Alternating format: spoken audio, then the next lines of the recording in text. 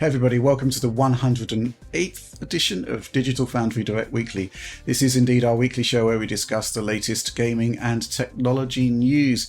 And joining me first of all to discuss a whole bunch of topics, Oliver Mackenzie. Hey Rich, how's it going? Absolutely fantastic. And John's on holiday, but who isn't on holiday? Why, it's Alex Battaglia. I don't know if that's a slight, but I'm here. I am not in a purple box like Oliver. It is very unfortunate. I'm in a somewhat slanted box, according to Richard. That's right. But I'm excited. Fantastic stuff. Let's move on to the first news topic. So not much in the way of actual blockbusting news this week, but something did catch our eyes, and it caught the eyes of a great deal of the gaming audience. There was a video trailer released of an upcoming title called Unrecord, which I believe the saying is went viral. As the youth say. Yes. Because, essentially you're looking at a really interesting presentation, very lifelike. We're kind of reminded of, it was a game called Ride 4, which was a motorbiking game which had a similar kind of effect on the audience. Oliver, why do you think this footage has sort of got the attention that it has received? I mean, it seems to be a combination. I mean, if we look at the Ride 4 situation, it seems to be a combination of lighting and motion, essentially, right? Yeah, I think it really comes down to the combination of that really realistic lighting and high fidelity assets, along with the lack of any kind of really heavy gamey color grading, and of course that very realistic kind of handheld style camera movement. The ambient lighting looks really, really good. There's a ton of geometry in the environment. I think part of it as well is that what we're seeing with games like this is that we haven't seen too much from Unreal Engine 5 titles, and a lot of those titles are still like deep in development, and we won't see too much from a lot of them for probably quite a while. And with something like this, playing with the Unreal editor and getting some assets together, and a few people potentially can make a really, really compelling Unreal Engine 5 demo to show off that really shows off what the engine is capable of, even if full-fledged games aren't quite ready for prime time. So I think that's part of it as well. Mm-hmm. So a lot of people are suggesting, Alex, that this is a scam or not real gameplay footage, whereas I guess from your perspective, you could see straight away that it was a rendered asset. Oh, yeah. Definitely doable in real time. It was really obvious. But the one thing is, you mentioned Ride 4, and actually a thing that I thought about in the middle of the evening yesterday after work is that it actually reminds me of something completely different and something very old. There's a mod for Crysis called Extreme Quality Mod by Cyberpunk. I'm going to send Oliver some extremely old YouTube footage here.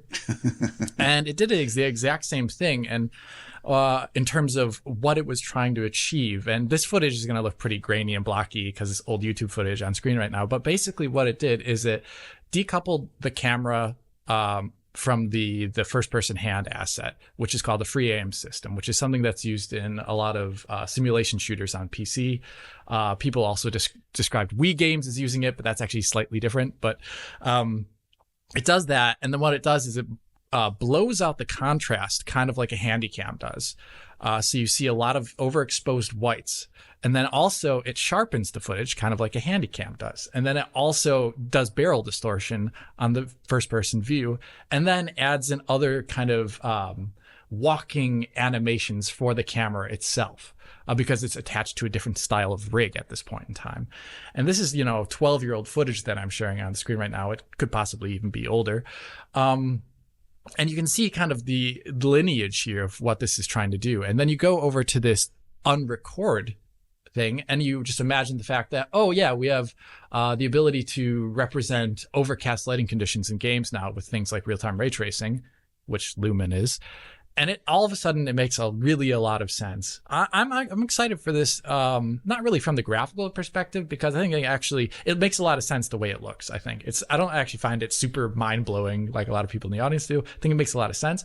But I'm interested in the fact that we're going to see a game that really only functions on like a PC environment, because free aim systems don't work with a controller. And it's the footage they showed off here.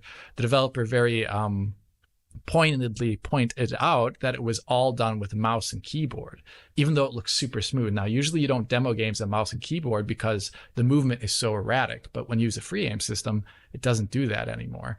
I'm excited to play it because I love free aim systems in games. It's something that's usually neglected due to the fact that a lot of games are not designed around mouse and keyboard. So cool. I can't wait to see what it plays like. But yeah, very cool little footage, but definitely real time, definitely not faked. Yeah, I mean, we had an editor shot from Unreal Engine showing that particular level, and it's quite interesting that once you actually take it out of the video environment and put it into the editor environment, suddenly it looks just like a game, right? Yeah, not surprising. The developer has produced various statements about elements of the footage that raise concern. And I'm going to just mention this one, which is the developer's response to whether it's scam or real gameplay footage. There have been many doubts raised about the authenticity of the gameplay. The game is developed on Unreal Engine 5, and the game footage is captured from an executable and played using a keyboard and mouse. It is not a VR game. In reality, it seems rather flattering to compare the graphics of Unrecord to reality. But fortunately, we know that the game first focuses on gameplay and universe, on which we primarily concentrate. Considering the high production, I love this one. Considering the high production costs of a video game and our global reputation at stake, if Unrecord were a scam, it would be a blockbuster scam. Therefore, it is logically not one. I love that. We do not use any real videos or external renderings at Unreal Engine for the creation of Unrecord.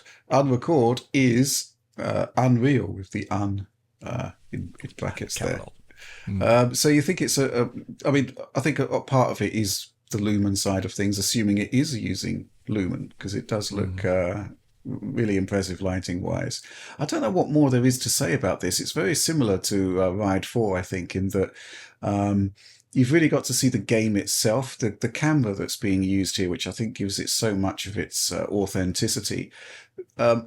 The question is the gameplay actually going to be like that? Because it could cause some pretty severe sort of stomach problems for people. Yep. Motion issues. And yeah, the Ride 4, you couldn't actually play it with that camera because it was just too disorientated. It just looked great as a replay, I think. Yeah. In this case, a lot of people... there's in these free aim games that do exist, a lot of people who play them are just hardcore simulation nerds. So they used to be getting like sick on their stomach from like VR and all these things. So you have to play it if you have good VR legs. But a lot of people, like I remember when this Cry Cyber Alien mod came out back in the day, a lot of people would just not play it because it made them literally vomitory, like sick. They just want to vomit. So it makes sense. Yeah. What this actually reminded me of more than anything else was, I don't know if you remember, but about this time last year, there was that demo that an artist put together in Unreal Engine 5 of a subway station, and they had all this like really intense lighting with a flashlight, and they had that kind of shaky cam look to the footage. And again, people were saying, is this reality? Is this unreal? What is this? And it really, to me, it kind of captures that fact that people are just so excited, I think, to see what future games will look like in this kind of preview state. And unfortunately, we don't get that much of it like we've seen, I don't know, Hellblade 2, Silent Hill 2, a couple things so far, and then another one that we'll talk about later. But for the most part, we haven't seen that much of like really high Unreal Engine 5 work, particularly on the PC. Yeah, definitely. I mean, we're at the stage at the moment where Unreal Engine 5 is still kind of like a nascent technology. We've had one shipping game using Lumen and Nanite, which is Fortnite, which came from Epic Games. So we're going to start to see some really interesting stuff emerging like this because, obviously when you're dealing with microgeometry like Nanite and RT lighting from Lumen, you're going to be seeing some absolutely fantastic things which we've never seen before, which I'm really excited about. So I think what we're seeing here is actually just like the tip of the iceberg, and there's much better things to come. But let's move on to the next news topic. So I'm going to shuffle the running order of the direct around because, while we're talking about Unreal Engine 5, we should stick with Unreal Engine 5. We had the announcement this week of Immortals of Aveum, which is coming very soon, apparently in July. And it is an Unreal Engine 5 title. It is going to be using Lumen and Nanite. And most excitingly of all, it looks like a spiritual sequel to Digital Foundry favorite, Lichdom Battle Rage. So let's stick with the technology talk for now. Alex, what do you make of this? Watching the trailer itself and reading the blog that EA put out about the game and the technology behind it, it is kind of using all the talking points that we saw around the Matrix demonstration on consoles there and the release of Unreal Engine 5.1, where it's basically talking about usage of Lumen and for the global illumination system in the game, and Nanite, as well as because the game doesn't seem to have like traditional loading screens, they're using the segmented world system. I always forget the exact name of it. World partition. World partition, where it allows them to stream in new zones of the game, something that UE4 really sucked at, and UE5 actually does something about.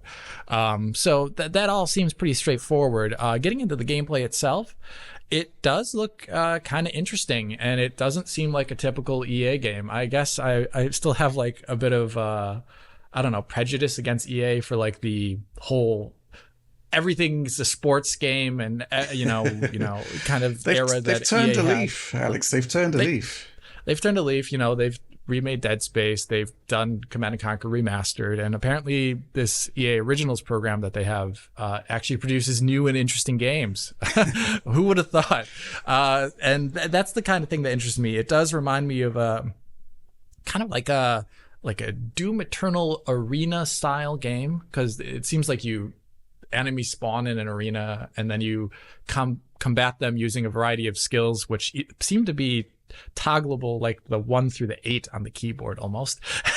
and then the arena closes up or opens up, and then you go to a new area and then you kind of continue going on. That reminds me a lot of Doom Eternal, but just with spell casting instead of shotguns. And that seems really cool, and something I don't think we've seen in a while since Lichdom Battle Mage.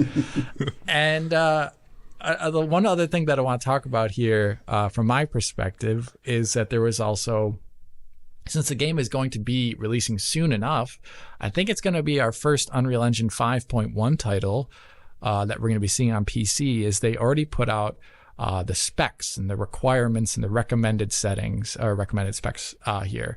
And I saw a little bit that people are surprised that they're what they were. But from my perspective, they seem very reasonable, presuming that the settings actually look good.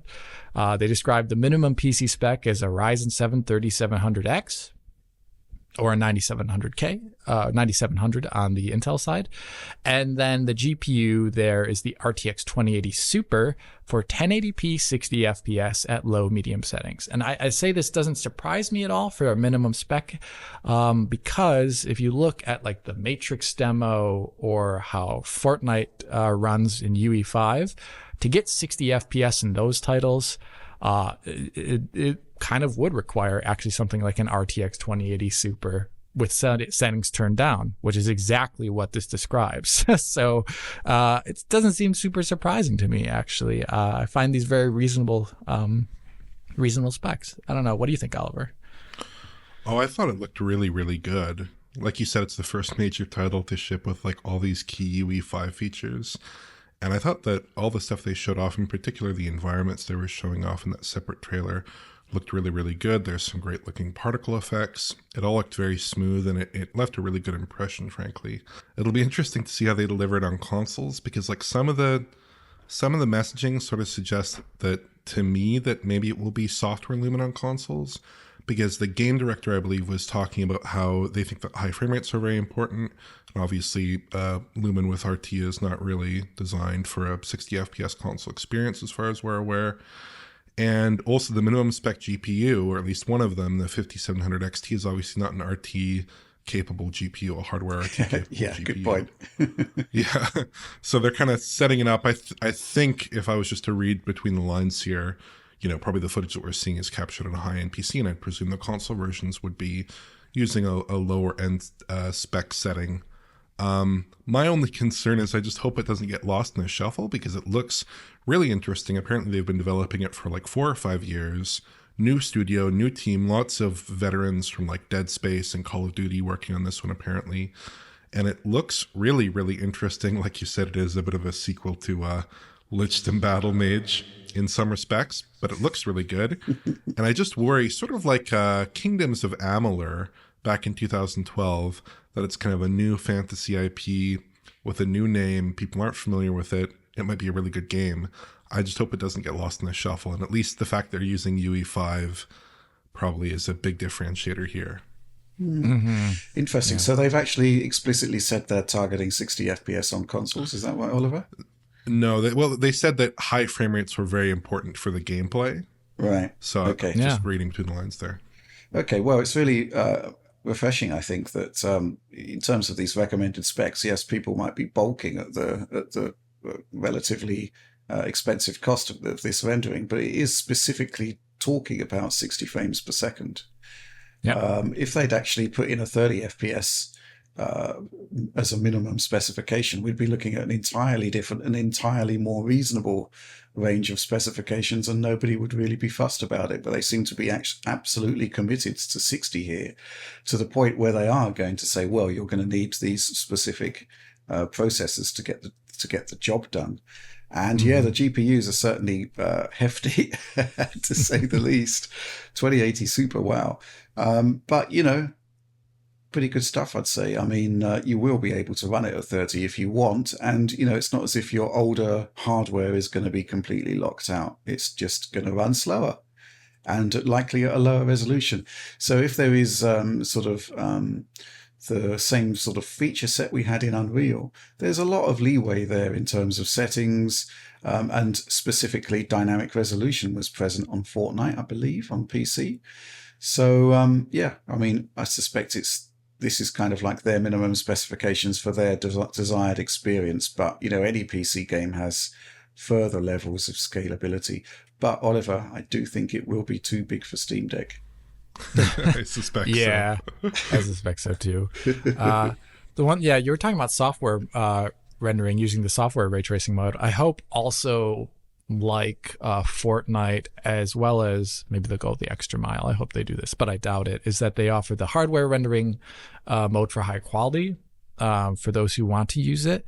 That isn't the hardware ray tracing mode because it produces better looking reflections and things like that. But I don't know when developers will do this, but there's the ability to do hit shading in Unreal Engine 5 with the hardware ray tracing mode, which solves a lot of the issues that the reflections still have even in the hardware mode, because basically it's still using this surface cache for Lumen, both in software and hardware mode. And it has some advantages, like making the game cheaper to render, but it also makes it so that, like, for example, like character models are just completely black in reflections and things like that, which is really awkward looking, I think. So I would love to see games actually offer higher quality rendering modes that UE5 offers. But it's hard to know if developers will actually ever do that. Maybe it's something I can talk about when the game comes out. Right? Yeah, I mean, we're definitely going to be all over this one because, as things stand, it's going to be the first UE 5.1 game that isn't Fortnite, right? Yeah. So that's hugely exciting. A release date is confirmed as July the 20th. I think what's also quite interesting about this, Alex, is that they wouldn't have had a lot of time, presumably, to actually work with the latest Unreal Engine 5.1 if it's coming out this soon. Yeah, maybe it was 5.0 for so long and they updated it, and the update process was easy. Maybe they probably were working with earlier versions of Unreal Engine 5 or maybe even 4 at the outset of the project, because a 5-year or 4-year cycle, you got to imagine they weren't really in the 5.0 release, right? Absolutely. Yep. They wouldn't have had any current generation hardware to work with at that point. Okay. Exciting things happening with Unreal Engine 5. And we'll be reporting on that one as soon as we can, obviously. But let's move on to our next news story. So, yes, there was actually a big release this week, and it was Horizon Burning Shores downloadable content for Forbidden West. There's not been a huge amount of coverage about it because, we actually received the game, and I understand this is the same for all outlets. We actually received the game an hour before it came out. So there's not actually that much in the way of reviews at the moment, certainly not ours. And Oliver, you're currently working on this, so why not take the opportunity to share some initial thoughts on what we're seeing here? I mean, there's been a complete lack of really dramatically exciting first-party produce this year from the console manufacturers, Sony and Microsoft specifically. But this is looking fantastic, right? Yeah, in my mind, this is sort of like probably the most graphically exciting exclusive, at least, that we've seen so far this year. Because it does feel like they basically took the technologies from Horizon Forbidden West and just let them breathe a little bit on the PlayStation 5. So they had a great cloud rendering system, for instance, in Horizon Forbidden West that was, I think they called it their Nubis cloud system. And it was very, very detailed, but you couldn't really go, you couldn't really interact with the clouds at any sort of gameplay relevant distance, right? But in this, you're right up next to the clouds. They're super big, billowing, voluminous. They have all this great structure to them. They feel very concrete, almost have like this photorealistic look. And you can fly through them and you can move around them, and it just looks perfect, like amazing. Really, really high quality cloud rendering that almost just looks like unbelievable. And apparently this is something that they really were very happy to work on given the power of the PlayStation 5. The town area in the game, which is called Fleet's End, is extremely detailed. It's larger than any other Horizon city, as far as I'm aware, outside of Meridian in the first game, but it's like a really, really large space. Huge, massive, decaying apartment towers and all kinds of riffraff, and it's just really, really cool. And I'm sure you'll see this in the B-roll I'll put on screen here. And yeah, just the overall like super high fidelity of the Horizon work really shines through, and they kind of are doing this sort of like coastal area with a lot of lava and interesting landmarks and things like this. So I think it really looks terrific. I think it's definitely a step ahead of Horizon Forbidden West, and that was already a fantastic looking game. So definitely too big for PS4. Yeah, I think that's the takeaway. And there's also some really big enemy encounters. I won't spoil them, but like some truly, really impressive combat encounters in the game where you get the sense that the number of entities involved and the scale of the entities would be very challenging to achieve on a PlayStation 4. Is it the case that, well, have you completed it? Have you finished it at this point? I've beaten it in all the side content. Wow. Okay. Nice. So you're getting a good degree of content there, do you say? Probably about, like, of good high quality stuff, probably there's about 13 or 15 hours in there. Oh, wow. That's a lot. That's like another game. Holy crap. Yeah. I mean, Horizon was already so big, so relative to that, maybe it's less impressive, but for $20, I think it's a very reasonable addition, and I had a lot of fun with it. It continues the story of the main game as well. You do need a completed save of the main game to play it, unfortunately, and a pretty high-level character. But I thought it was terrific. I mean, I really liked Horizon. It was one of my games of the year last year, and I think this is really just a fantastic expansion. And I think the reason why they were, not releasing it to outlets as quickly as maybe we would have preferred is because it coincided with a patch, right?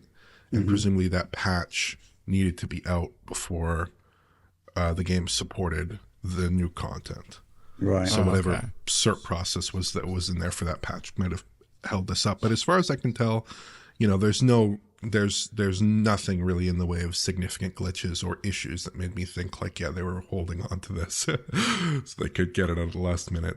It performs really, really well. Flawless 30, 40 FPS, 60 FPS, depending on your mode, and VRR selections, and all that will be in the video, of course, but it's a really, really impressive showing.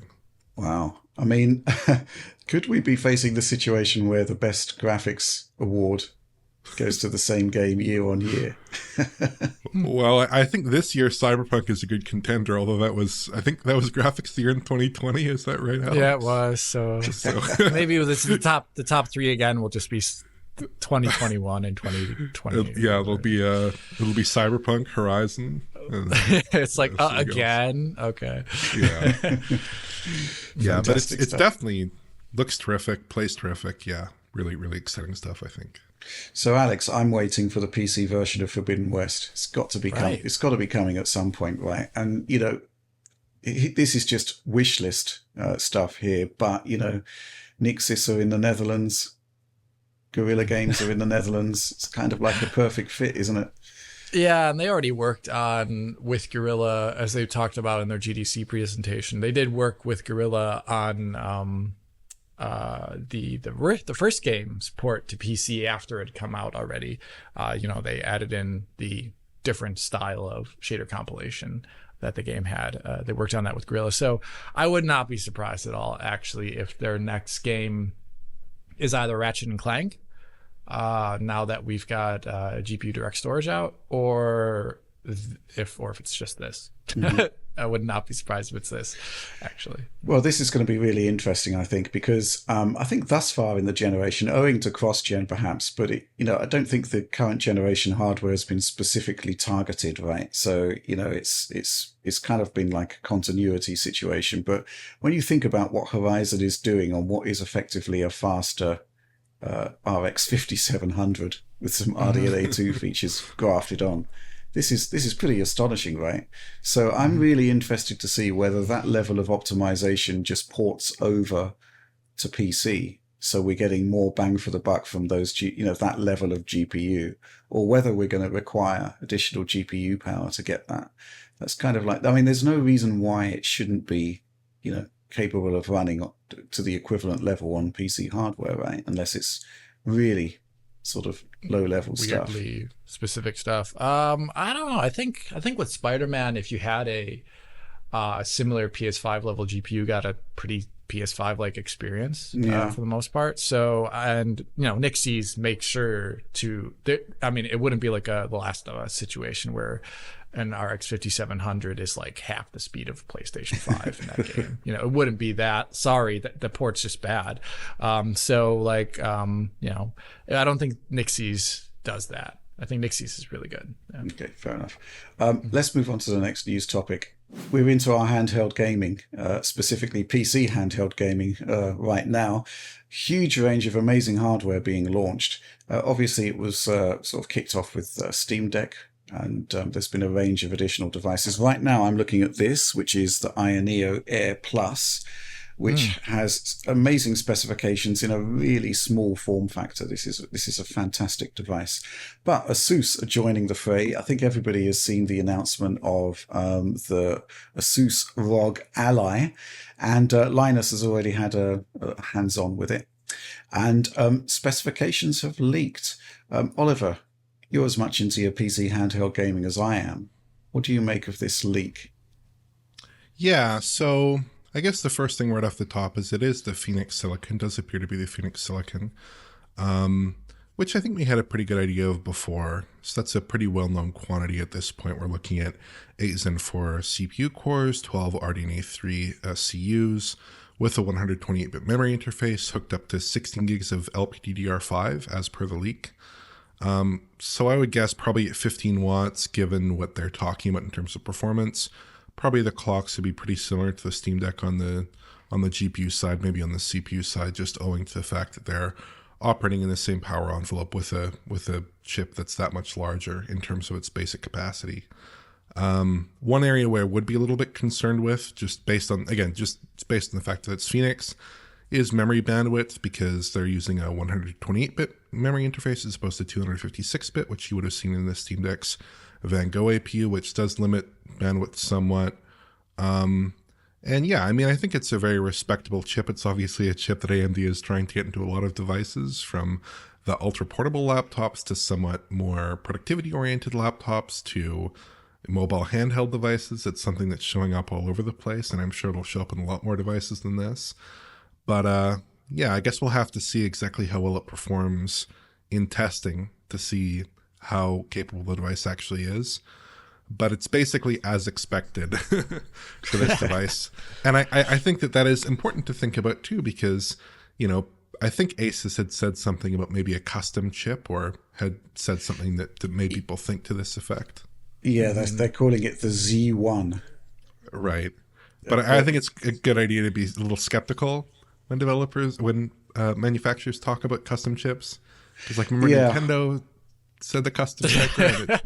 It doesn't pan out that way, right? Well, I know what you mean, Oliver. Yeah, the Switch custom Tegra X1, which turned out to be custom in that it had fewer features than the standard X1. The low power cores were disabled. Custom. You couldn't get a 4K 60 display output from it, owing to how they were using the PCIe lanes. So yeah, that is quite amusing. And there have been shipping manifests located for the for the ROG Ally, where it is just mentioned that it's using a 7840U processor. I mean, there are custom elements that can be added, right? In terms of like power envelopes and clocks. It could just operate in a different way to the standard part. But even if it is the standard part, I think we're looking at something quite interesting here. And it's going to be the first RDNA 3 based iGPU. I'm not sure that's going to have a huge impact compared to RDNA 2, possibly in power consumption, possibly in terms of improved ray tracing performance. I mean, I've been quite surprised at what you can actually do with the 6800U in terms of ray tracing. Metro Exodus enhanced edition's perfectly playable on it at 720p with some tweakery. So, yeah, I mean, really interesting stuff there. The thing that I'm finding possibly rather interesting is the 120 hertz display, not specifically because I expect to be playing a lot of games on a handheld at 120 frames per second, but more because of the opportunities that opens up for variable refresh. It's a variable refresh rate display, right? So, decent settings management combined with a frame rate cap, you can basically define your own VRR window for each game. And that is something that you can't do on Steam Deck. You have to lock it down to a specific refresh rate. And the other devices that have come from other manufacturers, I think there have been some there's no VRR support, first of all. And then secondly, the kind of tweakability of the refresh rate has been quite limited. So the ability just to unlock everything there and just, define your own frame rate caps and your own VRR window has profound implications for battery life, for the fluidity of the gameplay. It's all really interesting stuff. And, the thing that slightly bothers me about it is we already have wild and crazy rumors flying around about pricing on this. And they're talking about $650 to $700. And I just can't see it with this specification. It looks like it's got to be higher. Yeah, I mean, ASUS doesn't make sort of budget or mainstream devices, right? They, the Republic of Gaming brand is basically targeting the elite, right? ROG. They're basically defining, a very niche part of the audience who are prepared to pay a lot of money. Maybe I'm wrong here, but this thing is going to cost about $700 as sort of entry level. So I'd be very, very interested to get more details on this and what the actual vision is, and also just to see what ASUS can do in terms of thermal management, ergonomics, that kind of stuff, because this stuff is not easy. It took Valve a lot of effort to settle upon the form factor of the Steam Deck, and it's big for a reason. And this is small, and it's presumably going to be quite light based on the Linus video. So there's a lot to get excited about here. I guess the one thing we do have to bear in mind is that, and I think it is the kind of issue with these handheld devices in general, is their longevity, right? Because we've just been talking about Unreal Engine 5 games that are basically targeting specifications that are orders, I wouldn't say an order of magnitude, but certainly like a multiple of what Unreal Engine 5 is demanding. And we've managed to get UE5 running on these portable devices, but it's been not easy. So, I mean, I'm just wondering whether there's going to come a point where there will be like a firm dividing point, perhaps when cross-gen is over, when these handhelds suddenly start to be more about your Steam library as opposed to playing the latest and greatest. But then again, the ROG Ally has got the ability to hook up a RTX 4090 externally, which is just kind of nuts, right? Why not? Why not, indeed? But again, this is something which the whole handheld PC phenomenon I find quite fascinating. And it's just great to see the PC emerging from the office and the bedroom. Although that's where you like it, right, Alex? You're not particularly keen on handheld. Yeah, it's like, I don't know what it is, if it's just historical by me or nostalgia or just how I structure my life. But I just always like playing games at a desk and whatever. And then when I go about the world, I'd rather be doing other things than looking at a screen usually. So maybe it's just personal preference. Yeah. Fair enough. Okay, let's move on to our final news topic. So, Alex, you're excited about this one. I'm not even going to introduce it. You can. Yeah, sure. This is how to describe it? S.T.A.L.K.E.R, the original one, The Shadow of Chernobyl. This is a video that has come out showing assets of the original S.T.A.L.K.E.R game running in a renderer that is based upon Raster path tracing. So like direct lighting and indirect lighting done through Raster, probably in a two-step way, much like NVIDIA recommends to do it. And this is really cool because it shows off two things. One, we're starting to see people adding for like legacy mods for games, even outside of the RTX Remix framework, they're putting ray tracing in them. And we're getting up to the era, like we already saw Quake, Serious Sam, Half-Life. Now we're getting up to that latter era of games, seeing it in something like a game which originally came out in like 2007, 2008 era, seeing those kind of graphics pumped up with the benefits of path trace lighting is incredible. It's going to make them basically, I think, look like a lot better than even like the original like Xbox One era launch era games as a result of stuff like that. I think that's really, really cool. The second part of this is it shows off that the Shadow of Chernobyl, or the S.T.A.L.K.E.R modding community, is taking advantage of the engine leaks that have occurred in a kind of unofficial capacity, where the original source code for S.T.A.L.K.E.R is out there now for that X-ray engine, and people have been modifying it. There's already been some really cool non-ray trace modifications to the engine, which add a lot of really cool things like screen space shadows, volumetric rendering for lighting that wasn't there in the original release, like a lot of more shadows elements into the game world, things like that. Just the stuff that the original S.T.A.L.K.E.R didn't have that later games had.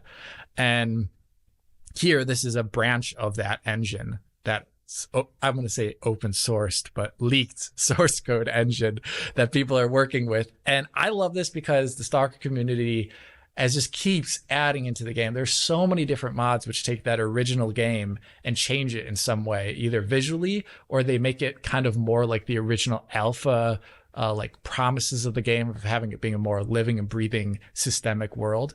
And I love that. And this is just another aspect of that. And I don't know how far along this is exactly. The video is just early days, but it's extremely promising for making this game one of like the best games ever. I love S.T.A.L.K.E.R. So something we should cover on the channel at some point before the second game comes out. So to sort of put this into perspective, it's essentially an engine leak that has made this possible, right? Basically, source code has emerged. And yes. It's basically taken modding to the next level, essentially, right? Yeah, it's kind of a bit. I mean, similar situations would be just anything that's been happening in the Duke Nukem community recently, or I don't know. It's not like a decompilation project. It definitely required, I don't know, not very legal means to come into existence. Yeah. Well, if we look at the open, well, I wouldn't say it's. I guess it is open source in a way, right? When we've had stuff like Quake having that's RT added, that's because it's been an official open source release of the original game code, right? Yeah, but there was something weird happened with Half-Life, though, right? That isn't open source yet. We got a that is a different rendering engine rendering Half-Life assets and code. It's very interesting. It's kind of like, I don't know, you can make it's like when it sounded great. It's the Grove Street Games versions of GTA, where they have the original game code running in a different rendering engine. But for Half-Life, it was really cool, and we already talked. Oliver's covered that, I think, to a certain degree.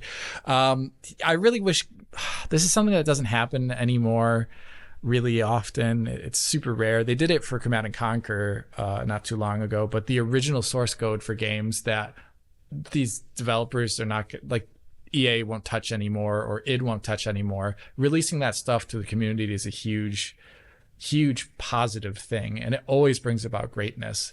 And so I wish developers did it more often for games that they're not going to touch, that it released 20 years ago. Like stuff, I don't know, all these old DOS games that exist out there, or old, even stuff like that ran on like the Super Nintendo or N64. That'd be really amazing to see, because those games most likely won't be ever re-released again. Yeah. Has anything been happening with RTX Remix? Because that is out now, isn't it? It is open source. Yeah, there's so some really cool things is that developers, even in the pre-release era, have already been hijacking the original runtime that was made for Portal to eject into a ton of other games, and we already talked about that before. But one of the really promising ones that's happening right now is already using it for Half-Life 2, and I retweeted that.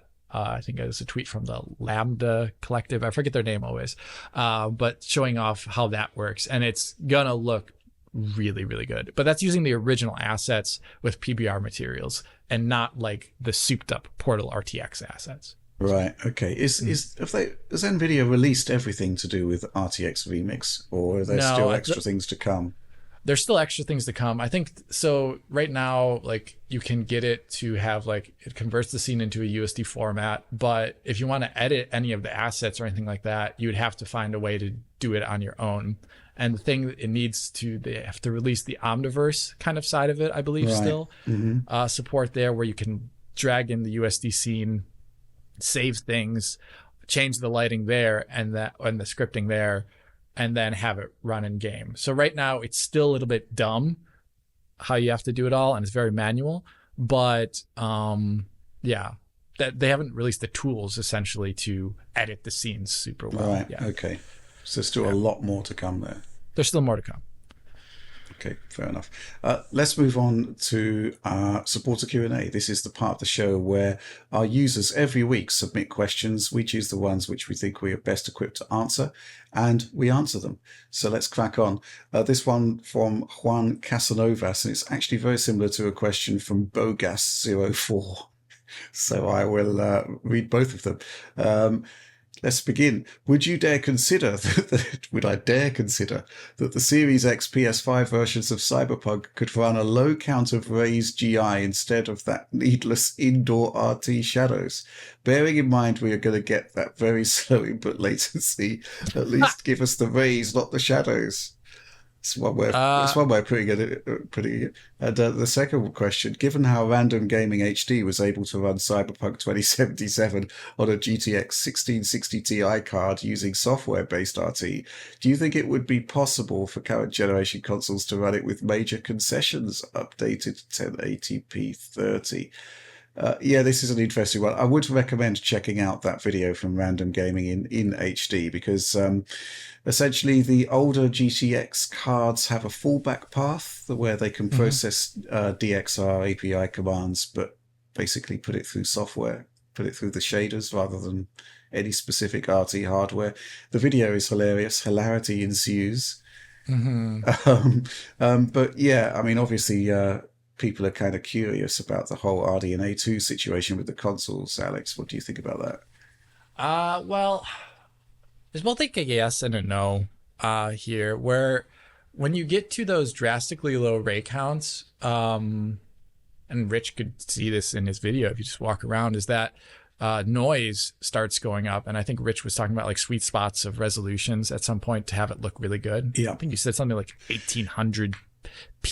That's where, resolution. I mean, on a 3080, you can do 1800p 30. 1440p 30 looked okay in balanced reconstruction, but basically it is the case that the higher the resolution you go and the less aggressive the reconstruction, the more the effect shines. So I can kind of see why NVIDIA are pushing 40 series cards for doing it. Yeah, and that's what I think. So there's like a limit of return there, because you need for the denoising to work well and for the image to actually coalesce, you require a certain amount of base rays. And as you go down in resolution, the effect can break down, and maybe it would look fine in a still image to a certain degree, but it wouldn't necessarily be a shippable experience. And I think that's where it kind of goes. Especially, the thing is, you have to think about it that the style of ray tracing that is recommended for RDNA 2 is inline ray tracing, which is kind of antithetical to path tracing, because it doesn't, not a diverse set of materials, stopping the ray immediately instead of letting it continue onward. These are things that are recommended for RDNA 2 ray tracing. It's why Spider-Man runs at all. But as soon as you go into that extra layer of like complex materials, complex shading, and actually having the ray do more than one thing after it hits the first time, well, then that's when RDNA 2 kind of falls on its face. And I don't think it's, I mean, at this point in time, the interest is obviously there from the audience. And I saw that in both John and Mai's video and all the reactions on forums and Reddit, things like that. But at that point in time, I think just try it on something like, if you're really that interested in it, try it on like the NVIDIA streaming service, GeForce Now or something like that, to get a sense of it. Because I think this is kind of beyond what the current consoles can really do in a reasonable visual quality. Mm-hmm. So, Oliver, you've been kind of like sitting back and watching all of our coverage of RT Overdrive land. Yeah. What are your thoughts on this? Do you think there is a demand from the audience for this kind of fidelity? Oh, yeah, for sure. I mean, well, you're not going to get that kind of fidelity on console, but this kind of feature on console, I mean, if you look at what like a 6800 XT is capable of delivering, I would kind of expect that consoles could maybe pull off like 720p 30 upsampled from maybe 400p internally. That would be nuts. Sounds about right. Yeah. And that would, I don't think that would be a great experience. It would be better than what Random Gaming in HD is doing at like 270p internally or something crazy like that. And it would be, I think it'd be better than just a proof of concept. I think it would be like a not too bad. And I do kind of wonder exactly like how much is there that's really capable of being optimized? Like, is there a specific ray traversal method that might help out with path tracing on AMD hardware? Or is it basically just a matter of like, you know, we have this relatively simple path tracing, at least from a mathematical perspective, and it's just not possible to get it up to speed without just needing to hack away at it. So I guess that would be sort of a question. I'd love to see it on consoles just as a fun thing to take a look at. I'd love to see something like this for sure. Mm-hmm. But I don't think you would prefer it relative to, say, playing the game at an upsampled 4K at 60 FPS. Yeah. Yeah. I mean, when we look at the benchmarks for the RT Overdrive, and the 6800 XT is up there, or rather down there, with an RTX 3050. So yeah, it's basically a different class of hardware, but it is quite interesting what you're saying, Alex, about specific types of RT that actually are more optimal on AMD hardware, and it's kind of borne out in the hybrid games, which are it's the standard form of how RT is deployed, where there are some games where the 6800 XT is not so far behind a 4070, right? Marvel Spider-Man and F1 22 spring to mind there. But when you get down to the purest form of ray tracing, we see some really interesting differentials opening up. So yeah, the 6800 XT, 6900 XT, they kind of sandwich the 3050 in terms of the graphing there, which is kind of nuts because they're in an entirely different class of GPU, but it's simply the way that the hardware is built. And with path tracing, we also see that a 3070 is no longer on, the 2080 Ti rather is no longer on par with a 3070, with the 3070 screaming ahead. And I'm guessing it's simply because NVIDIA has just invested more in the RT hardware at that point. Yeah, I'd agree. So, yeah, lots of really interesting things happening in path tracing. And I think the thing that really interests me is the discussion we had about the potential future of high-end PC gaming being entirely about path tracing with like a sort of fallback for less capable hardware, which is kind of what you're seeing in Cyberpunk now. And I do wonder whether that is where we're going to end up with the next generation consoles, where they do actually invest more heavily in RT or not. I hope so. I guess we just have to wait and see. This next question from Sibylatius, and hopefully I can answer this one quite quickly. There's a lot of talk about AMD's new 780M as the most powerful iGPU available. That's also the iGPU that's in the ROG Ally, by the way. But AMD clearly has the capability of creating much more powerful APUs. such as those in the PS5 and Series X and S. Do you think there's a market for much more powerful? Do you think there's a market for much more powerful CPUs? I'm guessing means APUs. I could see a big potential for ITX and sub-ITX builds with APUs like those found on the consoles. Oliver, interesting question, right? But fundamentally, there's a reason why we aren't getting these huge APUs. It's basically memory bandwidth, I guess. Well, from my perspective, yeah, part of it would have to do with the memory because, you really want to hook those up to fast GDDR6 and other kinds of graphics memory that wouldn't be available on a PC platform. And, that's a little bit of a tricky situation with respect in particular to the console APUs. But in terms of just this question more generally, I can't really see it just because these chips are so expensive to develop. They need to find a really good market fit for them. So unless it was literally a console chip or a chip that was being developed for a console-like device that was then also being put in PCs with the iGPU obviously enabled in this case, I think it'd be very hard to justify the millions of dollars that it would cost to just develop that one chip for a very limited PC market.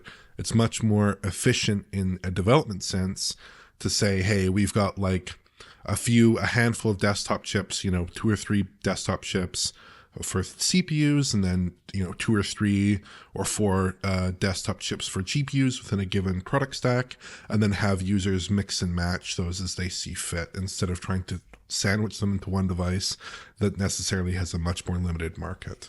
I mean, this is kind of like the antithesis of what PC gaming, or rather PC hardware, is all about, right, Alex? It's all about upgradability, which this would be fundamentally against. Yeah, especially if, like Oliver was saying, like if it did have, you couldn't have like the interchangeable GDDR6 memory. It needs to be closer to the CPU and all these other things. So yeah, I think it'd be like a Steam Deck situation, or what a Steam machine would eventually have maybe evolved into at some point in time, where it's set hardware for the most part, but it still has the OSs available on PC and the tweakability that comes with that. In which case, it's a different class of device and has different use case. And Valve spent the money to make that original, SoC. And I, like Oliver, I don't see anyone investing in that really. It's probably a lot of money to make one of these SoCs specifically to be taped out. It needs to sell like millions maybe. And with this, I don't know. It's a challenging one. I can see the attraction, right? Because you look at the size of perhaps not a PlayStation 5. Not a PlayStation 5. Or even a Series X. But, you can see that there is some appeal in having an ultra-compact computer that's got the kind of graphics power of a PlayStation 5 or a Series X.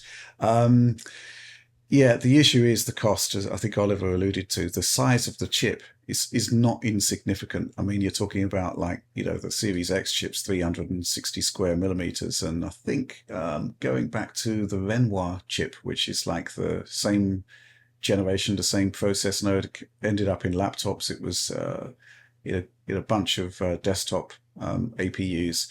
It's more like 150. So the economics are just on a completely different scale there. I would really love to see, though, a fully enabled console APU running Windows. Just be hilarious, I think. I do think, though, that it would be somewhat of a disappointment, though. When your CPU and your GPU are competing for that memory bandwidth, and there's no sort of segregation in the way there is on consoles, that could be quite tricky. But yeah, it is essentially the case that the costing of it just doesn't really make sense. And also the memory bandwidth side, to go back to that, what you'll see in terms of these APUs is that when AMD cuts them down, they can hive off compute units, they can deactivate them, and it doesn't really have a huge impact on performance. The question is why, and the reason why is that you're bandwidth starved elsewhere in the system. So what I think they've done has been quite clever, right? They've been scaling the APUs in terms of the surrounding ecosystem. And, memory bandwidth has dramatically improved on laptops and stuff like that. And they've increased the size of their GPUs and the capabilities of their GPUs to match. But yes, you're going to have to move to, GDDR6 to get proper bandwidth. And that's just not going to happen. It just isn't a good fit for the PC. But there are those kits that AMD are producing based on the PS5 and Series X APUs, China only. I've got the PS5 one. It's a complete disaster because you just have no PCIe lanes coming off the off the APU, so you can't really run a graphics card off it. However, the Series X one, which I think is called the 4800S, that does seem to have a reasonable amount of PCIe bandwidth coming out to the graphics card port. So there could be something interesting there to look at how it possibly could be. But again, the application there is only so far because the iGPU is disabled again. But certainly interesting. I'll have to take a look at one of those. Let's move on to the next question. This one from Angelo Vega. In today's modern game, does declaring a game going gold really matter? Almost all games now resort to day one patches. Doesn't really matter, does it, Oliver? Well, it matters in terms of getting a final game of sorts onto a physical disc. Yeah. But that's it. It matters for the disc release, which in and of itself is declining in consumer share. And I do think and hope that games should be in reasonable shape, at least for single-player content, right off that disc, because it's obviously very important for offline play. But yeah, for the vast majority of users, that gold version is not even going to be a version that you'll ever have access to. Because if they patch the game prior to that code getting loaded onto your console, which in most cases is the case with big AAA releases, you're never going to even see that code. So it is a little bit of a weird thing there. I also, personally, am not a big fan of, obviously, these games that are getting patched super close to release because it does complicate our work quite a bit. But yeah, I think it basically doesn't matter that much unless you're talking about very narrow sets of circumstances. I mean, Alex, you think when a game goes gold, I mean, typically back in the day when a game went gold, it was also a chance for the developer to kind of sit back and relax a bit. The game was complete. Happy days. But that's not the case anymore. Game development is continuing way beyond the gold master stage literally to day one. And, in the case of releases like, The Last of Us Part 1 on PC, it's kind of ongoing. So what's your take on the whole Gold Master thing? I'm slightly speechless about this because I yearn for the days when games were not released as betas. Because literally almost like every game I've touched this year is released in a state where I go like, this needed about a month more or longer. Almost every game. Some of them are still not fixed. I actually do think the summertime is a good time to, when it's a little bit slower at some point, to just go back and look at all these titles that were released as betas and then say, are they actually gold code now? Are these actually gold games? I think on the PC side, it hasn't mattered for a while. It's different than consoles because PC transitioned to digital much earlier for almost everything. Except for the rare, there are, non-digital games that you can find in stores for PC, but those are pretty rare. And I think that was both a really good thing from the perspective of, PC doesn't have a certification process in the typical way, so you can get out updates really easily. And since there's a greater variability of all these things, like in terms of hardware configurations, it's good to be able to update a game really easily after release. But it also meant that I think from a publisher's perspective, since the going gold doesn't matter anymore, it's drastically reduced quality of the launch products that we see, because it's like, well, we can just hope the audience holds on for 2 to 3 patches. And it's like some games they can manage, they can weather that storm, but other games they see the player counts go immediately after release. The Last of Us is one of them. So I'm gonna keep railing on The Last of Us for a good year, like a year maybe now. I'm really sad about it. I really wish going gold meant something, but it doesn't really seem to. Yeah, it doesn't really mean anything really unless you do have a single player experience that you have to commit to disc. And I think that's quite interesting. I think it's something that's valuable and should be continued. But I just think generally there's an issue at the moment in terms of shipping products reaching the consumer when they're in an obviously unfinished state. Adding extra features, again, I think it would have been better if they'd been there on day one, right? Because that's when the kind of the crest of the excitement, the hype is at its very heights when the game releases. And I do wonder about the effectiveness of adding extra features post-launch. Maybe it brings people back to the games, but you really need to get it right from day one. And that's been a bit of an issue for a long time now, but it seems to be getting worse and worse, which is why, Oliver, I was really happy that Burning Shores DLC arrived in a pretty solid state, bearing in mind that, the indications were that it was I was worried. Yeah, I mean, because Sony, for the record, Sony and indeed Microsoft usually supply their first-party stuff a couple of weeks in advance, and that makes the whole reviewing process a lot simpler. But it also gives you a lot of reassurance about the quality of the product and the fact that you are reviewing something that is notionally finished or very close to it, and to the point where in some scenarios we've been able to actually come up with suggestions to improve the experience of the actual day one patch when it does appear. But yeah, interesting stuff. Mm-hmm. The great irony with that one is it actually is probably one of the most polished releases of the year. Yes. Despite not being sampled early. Yeah. Wow. Let's move on to the next question. This one from Yogi. Would RTX Remix be able to add ray tracing or path tracing to games played on an emulator? Interesting question, right, Alex? Just without any kind of real thought process being put into it, my instinct would be no, but I'm curious what you think about this. This is a hardcore no, because most emulators these days are DX12 or Vulkan, and it doesn't even know where RTX Remix wouldn't even know where to start with that. And then because there's just none of these concepts that it requires, fixed function DX9 pipeline being available, an old emulator, and I'm talking about a very old emulator, like mid 2000s, maybe late 90s emulator. If you could get it running on Windows, maybe RTX Remix could detect what was going on. But anything reasonably modern, it just wouldn't work on. Curious if older versions of Dolphin, maybe? I don't know, like really old versions, because Dolphin was originally DX9, to my knowledge, and OGL. Maybe. Yeah. Not a hugely optimistic appraisal of the situation. No. I mean, I really wish it could. I really wish there's, when originally they announced RTX Remix, there was a Twitter thread by one of the people working on it saying like, oh, we could maybe try and get it to work on like games that use deferred rendering and stuff like that in some way, which was interesting. But I think that's all just super theoretical work. Okay, yeah. Fair enough. Let's move on to the final question of the show. This one's from Mr. Bespoke. And his question is simply this. When's the next updated Inside Digital Foundry office tour? It's been too long. Yeah, it's been 5 years. And the reason why is because we don't have an office anymore.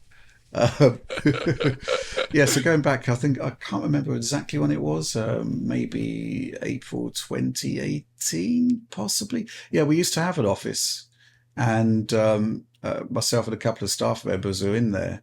And the whole idea back then, when we first set up the YouTube channel, the idea was that we would actually try to centralize resources. So freelancers could actually come together and not be freelancers anymore. They could be full-time members of staff. And we could collaborate. We could work together. We could have, standing sets, and we did have, a set where we would present hardware. We had a sit-down set where we would talk about, the latest games and stuff. And it was, logically, that was the best way to do things at the time. So why did we close it? There was going to be a move to Eurogamer's Brighton office in the UK, where they were setting up some studios. And yeah, I was going to move down there. Tom Morgan did move down there, and he's kind of been there since in the Eurogamer offices. So when you see, I think the last to camera piece Tom did was the DualSense Edge review, and that was filmed in one of the Gamer Network studios, right? But actually it turned out that I wasn't able to move down to Brighton. So, and of course, John and Alex can't really be in that environment anyway, because they're not even in the UK. So as things stand, there is no Digital Foundry office as such. We all work from home.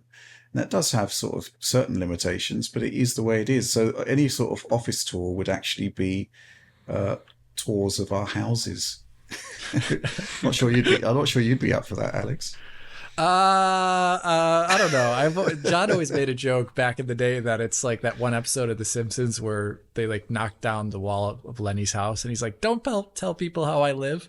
I imagine it'd be like that for me, where you'd be like, "Look at all that disgusting mess of wires." Like if you saw the amount of wires behind there's 8 PCs underneath my desk. Like, what do you think that looks like? Just imagine it. I think I think it's going to look great. Well, maybe it does. I mean, I have what I call the cone of respectability, where the camera is facing me, right? And then, everything that's in view kind of looks acceptable, right? However, you can get a sort of hint down here, and I'm pointing to the sort of bottom right of the screen here for our podcast listeners, where you can see there's a couple of like rogue cables that have hoved into view. Uh-oh. And if you actually panned the camera a bit in that direction, then you would actually see an unholy mess.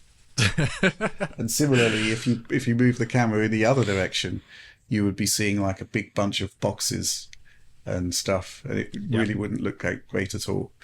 So yeah, an office tour is not really doable. I think John's wanted to do some sort of maybe a behind the scenes thing on his workspace, which actually is quite respectable, neat and tidy, and does bear up to scrutiny. But it's not going to happen here. Oliver, thoughts? Well, no. I mean, it may surprise you, but only this area back here is purple right now. Yeah. The rest is not. No, I mean, walking through a setup tour would be sort of interesting, but also my setup is it's not super complicated. At least to me, it doesn't seem that complicated. The main, I guess, interesting thing is that I work off of a Mac and I have like a few computers set up here, but it's nothing that interesting. I kind of live in a scenic location, so maybe if I showed off my like backyard, that'd be more interesting to people. But you often see your sort of living environment in a kind of via a bokeh depth of field effect on your Switch videos. Oh yeah. I like that. It's nice to expose people to nature. But But yeah, it's nothing that special. I just work in my I work in one room in my house. It's nothing special. Yeah, it's nothing special. Pretty much sums up the entirety of a potential office tour that wouldn't be an office tour because we don't have an office. But it is quite interesting, I guess, to go back to that older Digital Foundry video where we did do an office tour, and that was when we were actually shutting down the office. The other thing, of course, was back then that finances were really tight, so actually closing down the office saved us a lot of money, which is another reason why we did it. But I guess that's it. That is everything we've got to say about a potential office tour or the lack thereof. And it means it's also the end of the show. So please do like, subscribe, share if you did enjoy it. Ring the bell for those notionally instant notifications. All my notifications have now stopped. So yes, they are notional. And yes, you can also get Digital Foundry Direct Weekly as a podcast on your favoured podcasting service. So check that out if you can't be bothered to look at us every week. But that's all from us for now. Thanks for watching.